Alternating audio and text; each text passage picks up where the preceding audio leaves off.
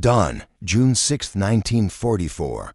The sky above Normandy hung low and colorless, the air thick with salt and smoke. From the ridge overlooking Colville-sur-Mer, German sentries of the 352nd Infantry Division peered through rangefinders, their eyes raw from sleepless nights and sea spray. What they saw at first seemed like a mirage, black dots on a gray horizon, swelling into shapes that churned the surf. Then the horizon erupted. Battleship shells screamed overhead, shaking the soil beneath their boots. The men ducked instinctively as thunder rolled from the channel, and geysers of sand and steel ripped open their fortifications. When the haze cleared for a heartbeat, the truth revealed itself. The sea was alive with landing craft. Hundreds of them dot through the drifting smoke. Dark silhouettes began to move ashore. One officer shouted in disbelief. Tanks, emerging from the surf. M for Shermans, the workhorses of the Allied armies, were crawling out of the sea like beasts reborn from fire and salt. Some burned where they struck hidden mines, black plumes twisting into the sky. Others pressed forward, treads grinding against wet sand, hulls battered but unbroken. To the Germans, it defied logic. Panzers were miles inland. No armor should have survived the crossing. Yet the Shermans came in waves, their machine guns spitting fire across the beach. Veterans of the Eastern Front who had faced Soviet swarms now felt a different kind of dread, an enemy as methodical as it was relentless. As the tide swallowed their trenches and radio lines fell silent, the defenders of Colville realized this was not a raid. It was the opening of a storm that would break the Atlantic Wall itself.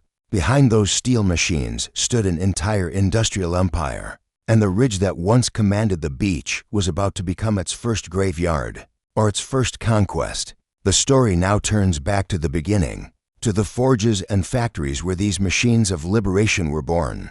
The story of the Sherman began not on the battlefield, but in the boardrooms and foundries of 1941 America, when the world teetered on the brink of total war and the U.S. Army faced a grim truth.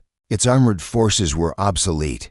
The tanks that had rolled through maneuvers in Louisiana were undergunned and underpowered, relics beside the swift German panzers that had conquered Europe. What the United States needed was not merely a tank, but a vision, a machine that could be built fast, repaired easily, and shipped anywhere in the world.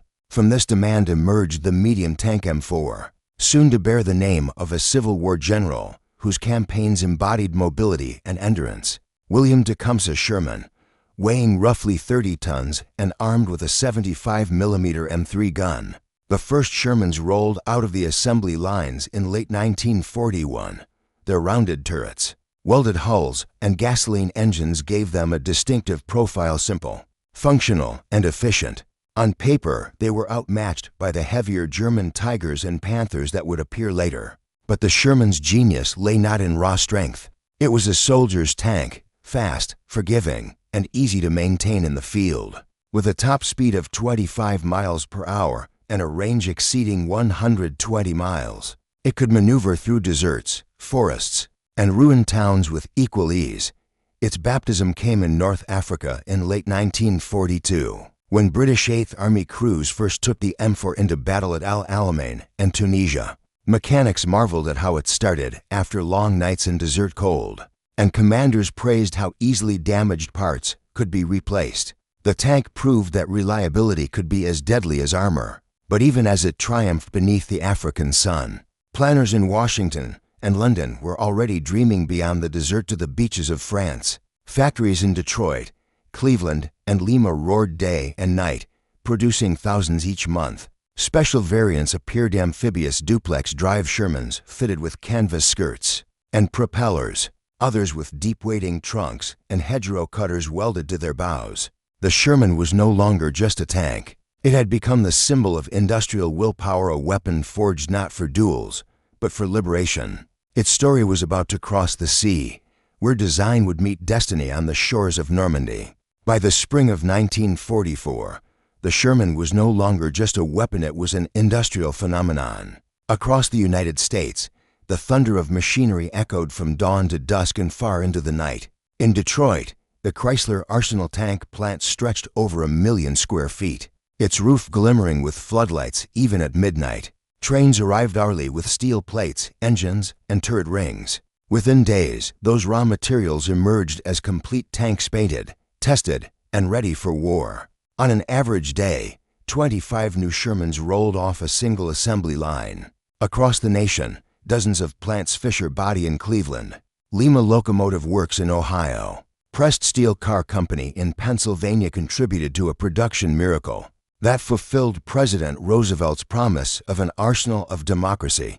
By the end of 1944, more than 49 Shermans had been built, each a 30-ton symbol of American industry's capacity to outproduce tyranny, where Germany's factories crafted a few dozen tanks with exquisite precision.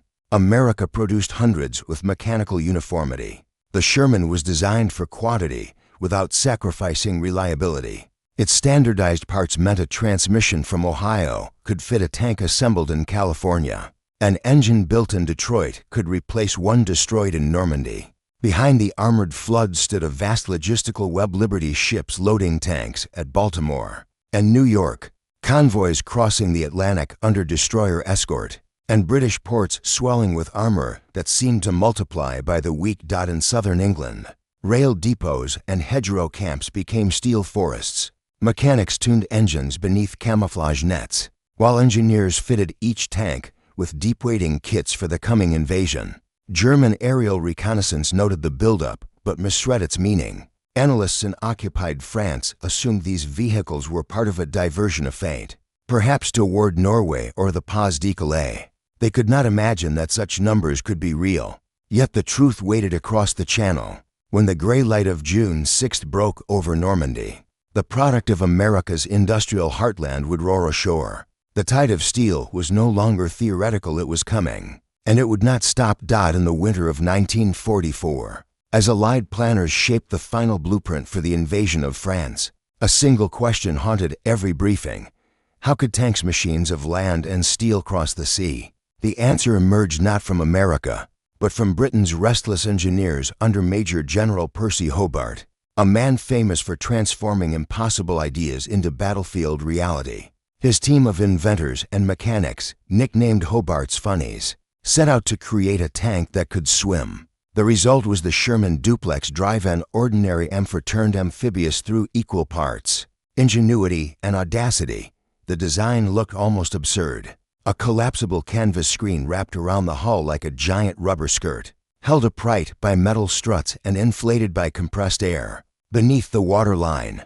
The propellers linked to the tank's drive shaft pushed it forward at about 4 knots. To steer, the driver used a lever system that controlled the tracks, allowing the tank to swim from landing craft to shore. The engine was waterproofed, exhaust pipes extended into tall trunks, and every hatch sealed tight. Once the tank reached the beach, the canvas screen could be dropped within seconds, and the Sherman would fight as normal, its 75mm gun ready to blast open German defenses. Training began in secret along the windswept lochs of Scotland and the southern coasts of England. Crews of the 741st and 743rd Tank Battalions spent endless hours launching their swimming Shermans into choppy water, learning to handle the sluggish controls and balance the buoyant screens in storm-like conditions. Many remained skeptical. Even in calm seas, the margin for error was razor-thin. A tear in the canvas or an unexpected swell could doom the entire crew. Yet optimism prevailed. Commanders believed that armored support in the first minutes of the landings would make the difference between chaos and victory. Across the Channel, the Germans fortified their beaches with concrete bunkers, mines, and artillery, trusting the sea itself as an ally. They had no idea that Allied engineers had turned water into a weapon. On the morning of June 6th, those impossible machines would rise from the waves, challenging not only German defenses, but the very laws of war. At 6:30 a.m., the gray dawn over Normandy shattered into chaos. The tide ran high, the surf heavy with whitecaps and smoke, and the wind tore at the canvas screens of the Duplex Drive Shermans. From their landing craft miles offshore, crews of the 741st Tank Battalion could barely see the French coast, a jagged line of cliffs and concrete under constant bombardment. Then came the order, launch. One by one, the amphibious tanks slid into the Channel. For a moment they bobbed, awkward but afloat. Then the sea turned against them. The waves rose to high, flooding the fragile flotation skirts.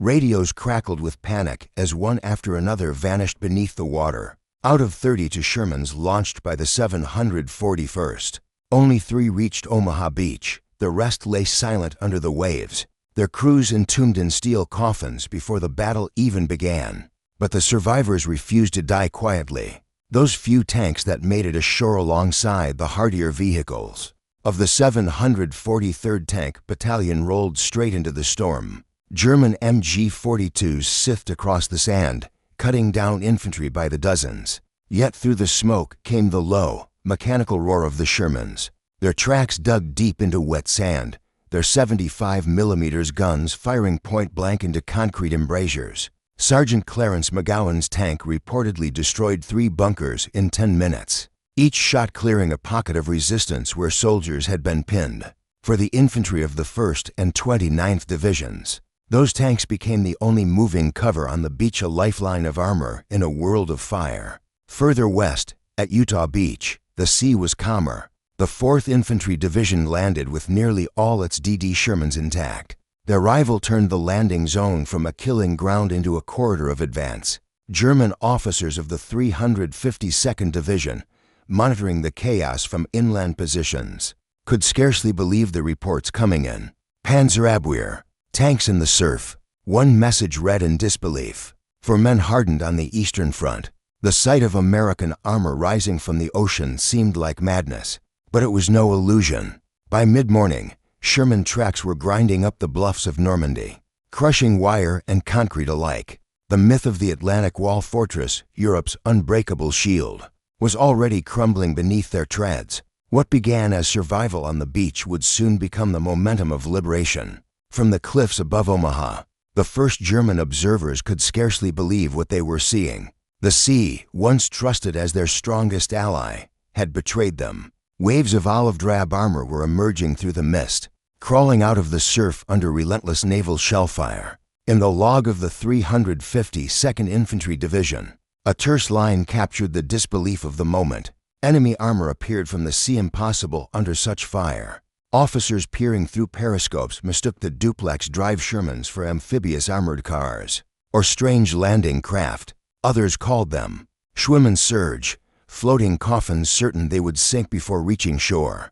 Yet there they were, climbing the sandbanks, firing as they came. At WN62, one of the most heavily fortified strongpoints above Colville-sur-Mer, Lieutenant Fritz Ferking's men watched the tanks advance through smoke and tide. They fired everything they had: machine guns, mortars, 88mm shells, but the range was collapsing too fast. Shells bounced off the wet sand and detonated beneath their own positions, shaking the bunkers from below. The explosions felt unnatural, as if the ground itself had turned against them. Survivors later recalled that each tank seemed to drag the battle closer, its flat trajectory shells burrowing under embrasures that had once been safe from naval fire. Behind the front, chaos spread through the German command network. Telephone lines were severed by bombardment, and radio frequencies jammed by Allied interference. Requests for reinforcements from the 21st Panzer Division vanished into static. Orders contradicted each other. Some called for counterattack,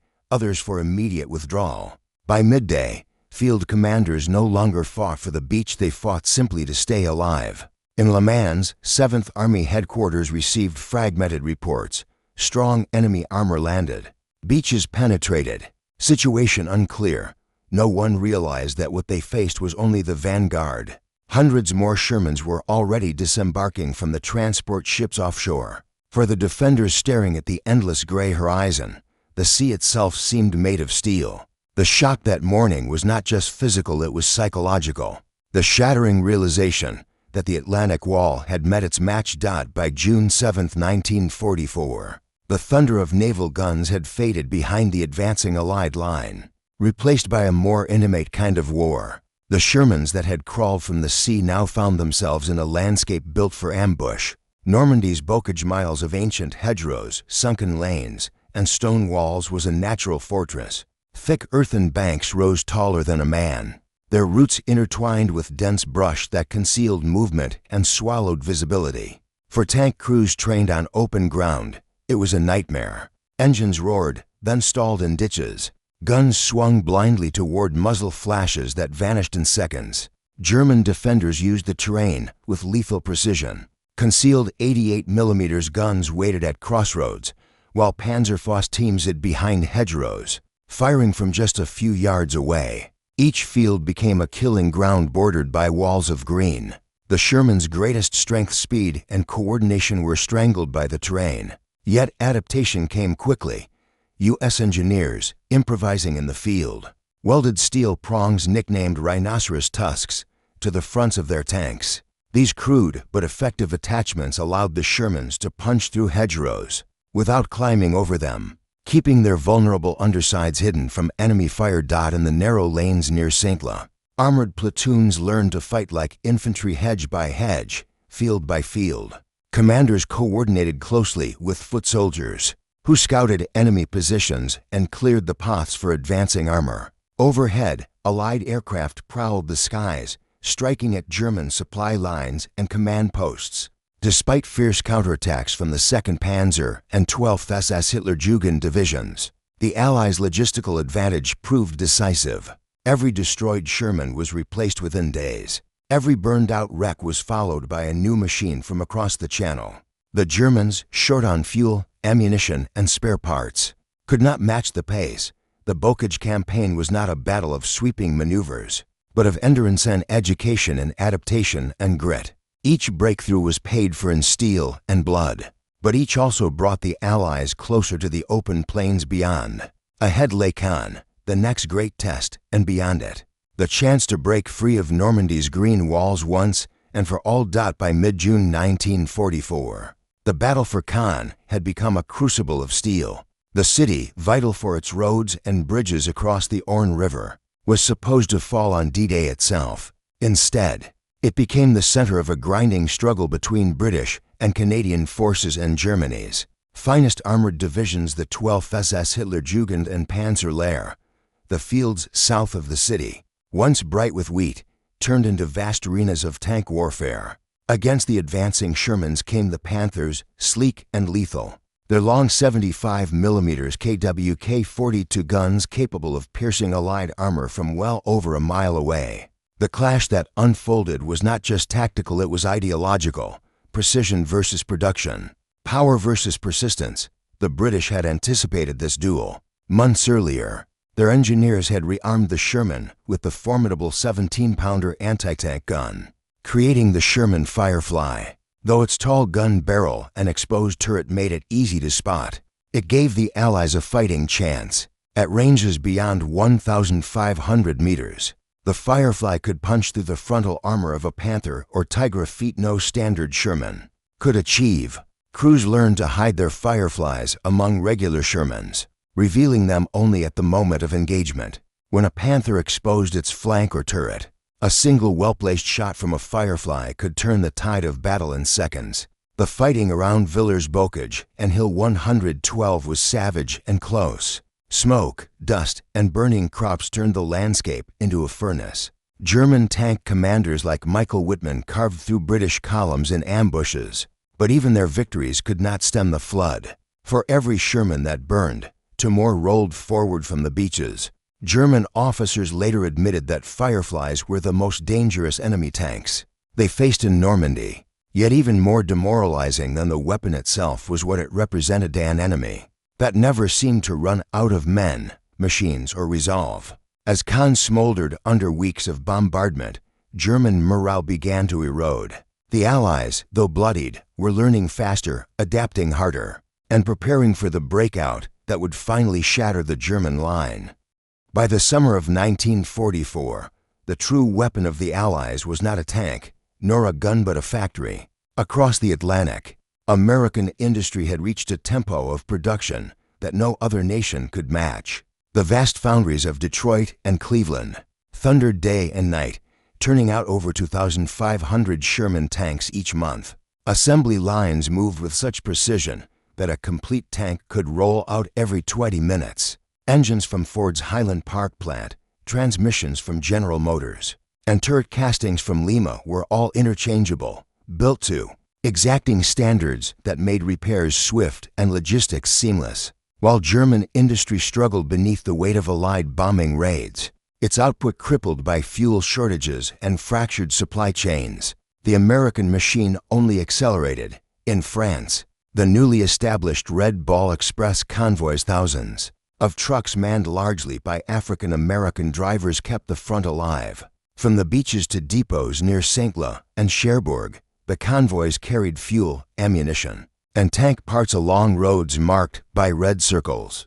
The result was a logistical miracle. A damaged Sherman could be repaired within hours, while a Tiger, immobilized by a broken gearbox, might remain stranded for days, even weeks. Captured intelligence painted a grim picture for German commanders. Reports intercepted by Wehrmacht analysts revealed the scale of Allied replenishment. If half of all tanks in Normandy were destroyed, replacements would arrive within a month. The numbers defied belief and crushed morale. To German soldiers, it seemed that every Sherman they burned was instantly reborn, two more rolling out of the smoke to take its place. What had begun as a contest of tactics was now a war of endurance, and only one side could sustain it. As July approached, Allied armor was fully supplied, fully manned, and poised for the next Thunderbolt, a breakout plan called Operation Cobra that would unleash the full might of that unstoppable machine. By late July 1944, Normandy had become a graveyard of wrecked armor and broken hedgerows. For weeks, the Allies had fought yard by yard through the Bocage, their advance slowed to a crawl. Then, on July 25th, General Omar Bradley unleashed the operation that would finally break the deadlock. Operation Cobra. The plan was bold and brutal. An overwhelming aerial bombardment to pulverize the German front near Saint-Lô, followed by a lightning armored thrust that would rip open the western flank. At dawn, the sky filled with the drone of more than 3,000 Allied bombers. Waves of B-17s and B-24s released their payloads in succession, turning the countryside into a rolling sea of fire. The explosions flattened entire defensive lines, silencing guns and cutting communications. When the last echoes faded, the earth itself seemed to tremble. Out of the smoke came the Shermans, hundreds of them, engines roaring, treads grinding through craters and debris. Against the shattered remnants of the Panzer Lehr division, their advance was relentless. Speed had replaced attrition.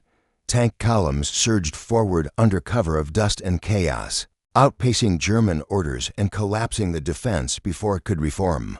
Infantry rode on their hulls, fanning out to clear bypassed pockets of resistance. The cohesion the Allies had struggled to achieve in the Bocage now unfolded with mechanical precision air armor and infantry moving as one. For the Germans, it was a nightmare without pause. Survivors of the bombing described the American assault as a steel storm that did not stop. Communications between units broke down entirely. Counterattacks faltered for lack of fuel and coordination, while the Shermans pressed on unstoppable, interchangeable, and everywhere. Within 3 days, U.S. forces had advanced more than 20 miles south of Saint-Lô, rupturing the German line and transforming a stagnant front into a rolling offensive. Those who escaped fell back toward Falaise, where retreat would soon turn to annihilation.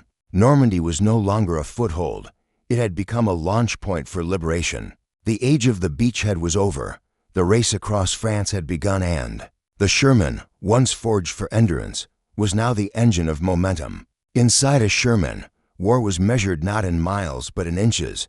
The interior was a world of heat, oil, and noise. 5 men sealed inside a steel box that could turn into a furnace in minutes. The air reeked of cordite and gasoline. Every vibration from the engine throbbed through their boots. The space was so cramped that each man's elbow was another's shoulder. The commander peered through his cupola slit, the gunner hunched over the sights, the loader balancing 75mm shells the length of his arm, the driver and co-driver, half blind, behind their viewports, steered through smoke and mud they could barely see. Communication was instinctual, a tap on the leg, a shouted number, a curse drowned by the roar of the engine. The tank that had carried them through training was more than a machine. It was home. Crews gave their Shermans names: Thunderbolt, Sweet Sue, Lucky Lady, painted across the hulls in chalk or whitewash. These markings weren't bravado. They were hope. They made the faceless war personal. Soldiers of the 2nd Armored Division wrote of how they spoke to their tanks like living things, urging them to survive another day. They knew their armor was thin. The Germans called the Sherman a Ronson, after the lighter that lights every time. When an 88mm round struck home, the result was often instant fire. Crews carried wet blankets and extinguishers, knowing that seconds could mean the difference between escape and entombment. Yet fear alone could not define them. Brotherhood did. Against Panthers and Tigers, the Shermans relied on speed, coordination, and trust. While the enemy had thicker steel, the Allies had something harder to break: unity. Each tank crew was a microcosm of the larger war effort, ordinary men bound by purpose, outnumbering and outlasting a foe that underestimated their will. In the din and danger of those battles, they learned the truth of modern war, that courage was not the absence of fear, but the ability to keep moving inside it. By August 1944, the thunder in Normandy had subsided. The fields once churned by battle were littered with burned-out armored German Panthers, blackened in the ditches beside Shermans that had driven too far, too fast. The campaign that began on June 6th had consumed nearly 400,000 German troops, killed, wounded, or captured. Entire divisions ceased to exist. To the Wehrmacht, the collapse was more than tactical. It was existential. Reports from surviving officers spoke not of cowardice or surprise, but of exhaustion. They came like waves, unending. One Panzer commander wrote, describing the futility of resisting an enemy that seemed to regenerate after every loss. What began as an invasion had become an industrial war of attrition that the Reich was never built to endure. German doctrine had long prized quality over quantity, the precision of the Tiger's optics, the sloped armor of the Panther, the mastery of experienced crews. Yet in Normandy, those virtues were outflanked by something Germany could not replicate: scale. For every Tiger that stalled for lack of fuel, 10 Shermans rolled past it.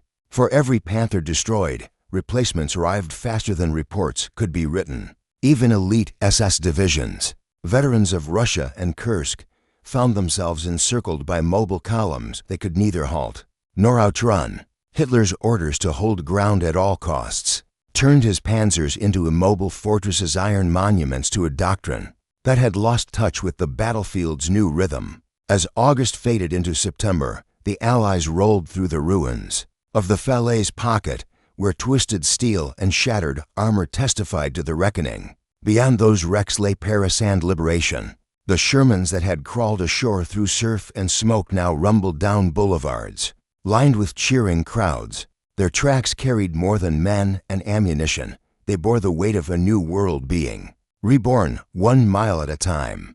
The M for Sherman's story did not end in the fields of Normandy. What began as an answer to a desperate wartime need evolved into one of the most adaptable fighting machines in history. After the battle, as Allied forces pushed through France and into Germany, new variants of the Sherman appeared on every front. Models armed with 76mm high-velocity guns replaced the earlier 75s, offering far greater armor penetration. Some received thicker frontal plating or applique armor welded directly in the field. Others became flamethrower tanks, bridge layers, and armored recovery vehicles. The same chassis gave birth to the M10 and M36 tank destroyers, the M7 Priest self-propelled gun, and even amphibious crab mine flails that cleared paths through minefields. No other tank of the war matched its versatility. Its greatest strength was never invincibility, it was adaptability. Crews could repair, modify, or repurpose their Shermans in days, turning setbacks into solutions. This flexibility mirrored the larger Allied philosophy: coordination over rigidity, cooperation over isolation. German officers later confessed that their armored forces had been drowned under the mass of American production, crushed not only by numbers but by the momentum of a system that learned faster than they could react. For Allied soldiers, the Sherman came to embody confidence itself, a machine that could cross rivers, scale beaches, and keep fighting when logic said it shouldn't. It was proof that persistence could outlast precision. When the war ended, hundreds of Shermans found new homes in armies from Europe to the Middle East, serving on battlefields well into the 1960s. Yet its true legacy was not mechanical, but psychological, the triumph of adaptability over rigidity, of cooperation over obsession with perfection. The spirit forged on D-Day's beaches would define armored warfare for generations to come. The story ends where it began, on the gray beaches of Normandy. The tide that once carried steel and fire now laps gently against sand that hides its secrets. Beneath those calm waves lie the rusted hulks of Sherman tanks, their turrets half buried in silt, their engines long silent. They rest where they fell on June 6, 1944, guardians of a shoreline that once echoed with the thunder of invasion. To the German officers who had watched in disbelief that morning, it was the moment the war shifted beyond recovery. The Atlantic Wall, once proclaimed impregnable, had cracked not merely in stone, but in spirit.